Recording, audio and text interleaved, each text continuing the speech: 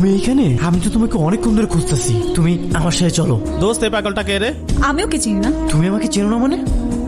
তুই যা, ওরা আমরা দেখতেছি। যা তুই। হ্যাঁ দোস্ত, তাড়াতাড়ি এখান থেকে চল। এসব পাগল ছাগলের কোনো বিশ্বাস নেই, কখন কি করে ফেলে। চল তাড়াতাড়ি। এত টেনশন করার কিছু নাই।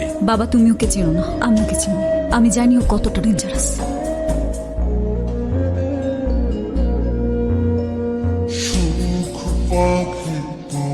তোমাকে কিছু বলার ছিল।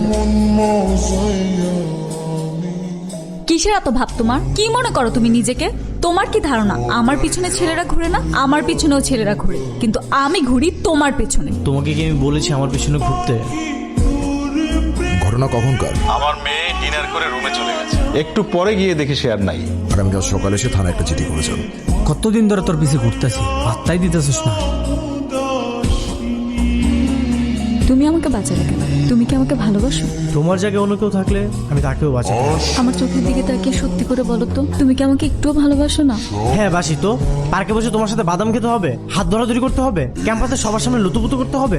আমি তো এত কিছু চাইনি, শুধু চেয়েছি মন থেকে ভালোবাসা। দেখ মা, ছেলেটা অনেক ভালো, ওর বাবার বড় ব্যবসা আছে। আমার বিশ্বাস তুই যদি একবার ওকে দেখিস তোর অবশ্যই পছন্দ হবে। বাবা তো ঠিকই বলেছে, ছেলেটা সত্যিই অনেক হ্যান্ডসাম। আমি আমার বাবাকে অনেক ভালোবাসি। বাবাই আমার সবকিছু। আচ্ছা কি হয়েছে? তোমার বাবা কি অসুস্থ? বাবা আমার বিয়ে ঠিক করে ফেলেছে।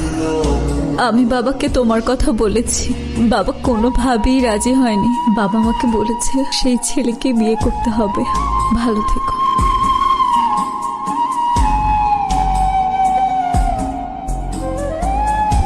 এখনো বউ হইনি, হব। তোমার মতো ছেলেকে জীবনসঙ্গী হিসেবে পাওয়া তো প্রত্যেকটা মেয়ের স্বপ্ন। আমি প্রথম দেখাতেই তোমার প্রেমে পড়ে গেছি। তারপর আমার কাছে মিথ্যা কান্নাকাটি করে আমাকে চিরবিদায় জানিয়ে ওর সাথে নতুন করে শুরু করেছিস?